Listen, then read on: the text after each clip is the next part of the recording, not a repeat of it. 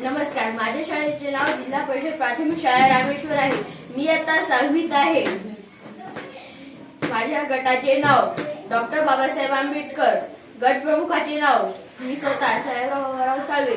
गटातील सहभागी विद्यार्थी अभिषेक काळे, शेख मोहसिन, निलेश खिल्लारे आणि मी स्वतः साहेबराव साळवे. प्रयोगाचे नाव गढूळ पाण्यातील एकपेशीय व बहुपेशीय सूक्ष्मजीव शोधणे.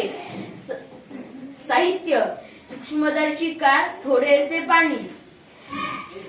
एक कृती, एक गढूळ पाण्याचा एक थेंब काचपट्टीवर घ्या व ते सूक्ष्मदर्शिकेखाली त्याचे निरीक्षण करा. काय दिसेल? त्या पाण्यामध्ये सतत हालचाल करणारा अमिबा दिसेल. अमिबाप्रमाणे पॅरामेशियम हा सुद्धा एकपेशीय प्राणी आहे. निष्कर्ष किंवा अनुमान, गढूळ पाण्यामध्ये अनेक एकपेशीय प्राणी असतात. कृती कर छोटीशी.